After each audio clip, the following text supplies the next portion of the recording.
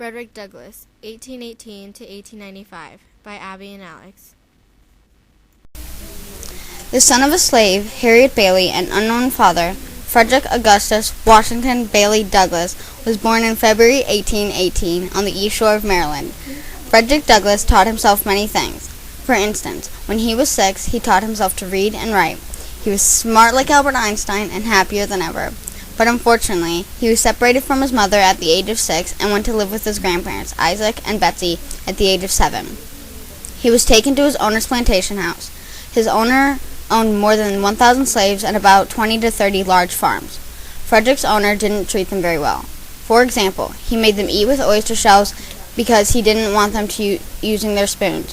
He also only gave them 2 shirts a year to wear, with no pants, coats, or shoes for the winter. Frederick's dream in life was to escape slavery. His first attempt at fulfilling his dream, he dressed up as a sailor and got on a boat. Unfortunately, he was caught and sent back to his owner. He wasn't going to let his first attempt stop him. He tried one last time and made it. Something told Frederick that he needs to go back and help the other slaves reach freedom as well. So he did. He managed to escape nearly 150 slaves through the Underground Railroad. The Underground Railroad was a loose network of aid and assistance to fugitive slaves that were escaping their freedom. The trail helped them escape to the north in Canada. When Frederick Douglass escaped the 150 slaves, he used the Underground Railroad. He liked to use this network in the night because nobody was around. The Underground Railroad was like what we do today in Mexico: escape illegal immigrants into America. The people coming over to America crossed the border by cars, buses, and by foot. Just like in the Underground Railroad, they escaped by trams and horses.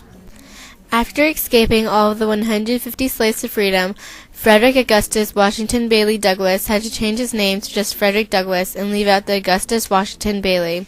He was afraid that his owner would catch him and bring him back to his plantation.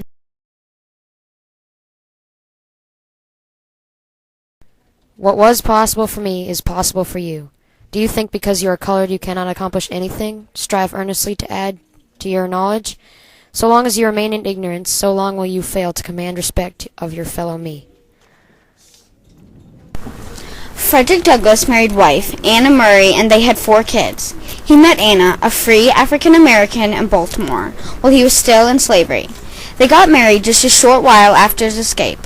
When Anna passed, he married his former secretary, Helen Pitts. After listening to a speech by William Lloyd Garrison, Frederick Douglass wrote an autobiography, The Narrative Life of Frederick Douglass, which was published in 1845. It talks about the cruelty of his owner to him and the rest of the slaves. After the publication of his book, Frederick Douglass was afraid his former owner might recapture him, so he traveled to England where he lectured on slavery. He also raised funds to establish his own anti-slavery newspaper, the North Star.